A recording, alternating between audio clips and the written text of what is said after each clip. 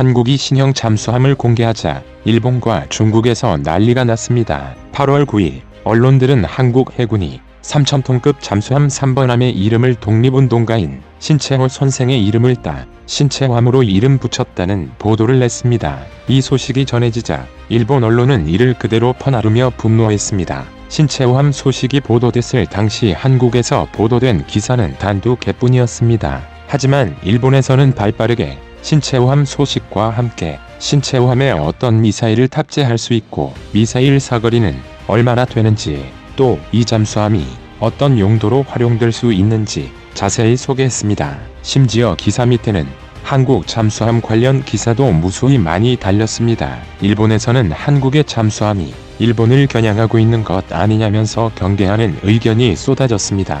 일본은 한국 해군이 잠수함 이름을 반일인사 이름으로 지었다는 점에 우려를 나타냈습니다. 앞서 해군은 2018년 9월 진수된 3,000톤급 잠수함 1번함을 독립운동가 도산 안창호 선생의 이름을 따 도산 안창호함으로 명명했습니다.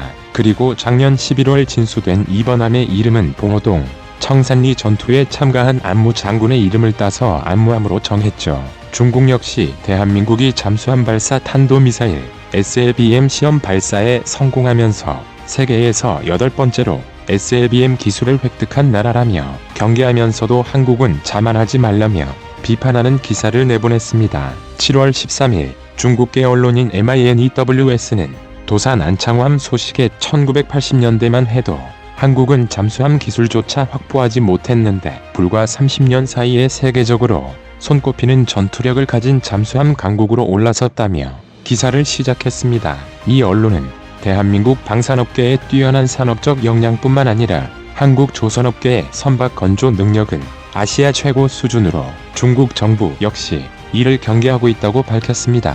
중국 언론은 처음에는 한국을 칭찬하는 듯 하다가 알고 보면 SLBM은 아무것도 아니라며 깎아내렸습니다. 이 언론에 따르면 SLBM이 그렇게 대단한 무기가 아닌데 대한민국 군사 전문가들과 네티즌들은 지나칠 정도로 열광하며 자만하고 있다는 겁니다. 중국이 급발진한 이유는 한국의 한 군사 전문가가 한국이 SLBM을 확보하면서 동맹국인 미국의 중국 견제를 도울 수 있다라는 발언을 했기 때문입니다. 중국 언론은 한국인들은 국방 분야에서 성과가 밝혀지면 항상 중국을 저격하는 의견을 내는 버릇이 있다며 SLMB도 마찬가지라고 지적했습니다. 그러면서 SLBM은 중국과 북한에게 그 어떤 위협도 되지 못한다고 주장했습니다. 중국이 굳이 이런 기사를 낸 건 그만큼 한국의 해군력이 신경이 쓰인다는 뜻입니다. 한 네티즌은 중국의 충고를 깊이 새겨 더 무기 개발에 정진하자는 겸손한 태도를 보였습니다. 일본 언론사도 한국산 경공격기 FA-50과 도산 안창호함의 최근 소식을 그대로 메인 화면에 배치하며 경계감을 드러냈습니다. 6월 30일 일본 우익 정치인이자 자민당 외교부회장인 사토 마사이사는 자신의 트위터에 왜 한국 해군의 잠수함 이름은 대부분 독립운동가 이름인가?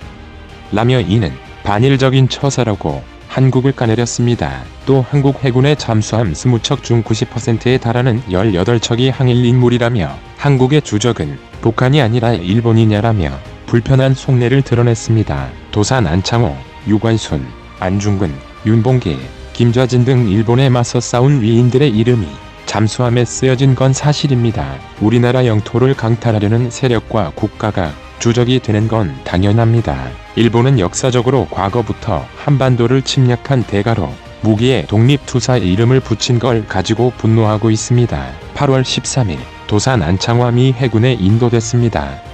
도산 안창호함은 잠수함 발사 탄도미사일을 장착할 수 있는 국내 첫 잠수함인데 1년 동안 전력화 훈련을 거쳐 내년 8월에 실전 배치됩니다.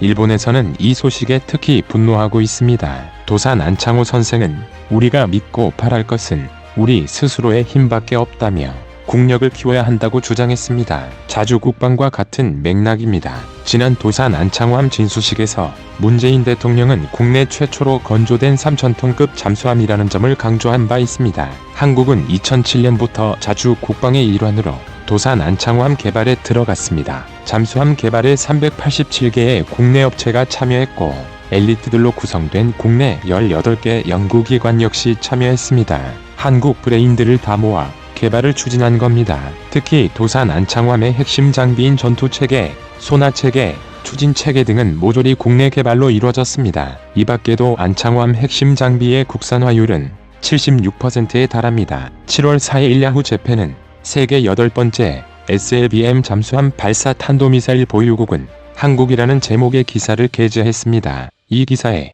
일본 네티즌들은 한국은 노골적으로 일본과의 전쟁을 준비하고 있다. 한국의 잠수함이 어디를 향하고 어디로 쓸 건지 확인할 필요도 없이 이런 국가와는 동맹을 맺을 가치도 없다 등 분노를 쏟아냈습니다. 지금까지 3,000톤급 이상 잠수함을 독자적으로 만든 국가는 미국, 영국, 프랑스, 일본, 인도, 러시아, 중국뿐입니다. 북한을 제외하고는 모두 UN 안전보장이사회 상임이사국이며 이외에는 인도가 핵탄두 탑재 가능한 중거리 SLBM을 탑재한 잠수함을 건조 중이죠. 지금도 UN 헌장 53조와 107조에는 세계대전 추축국이 다시 전쟁을 준비하는 등의 불온한 움직임이 보일 경우 연합국이나 기타 국가는 선전포고 없이 바로 기습으로 전쟁을 개시해도 무방하다는 조항이 명시돼 있습니다. 이 때문에 전범국인 일본은 기습 공격용 무기인 SLBM을 만들 자격이 없습니다.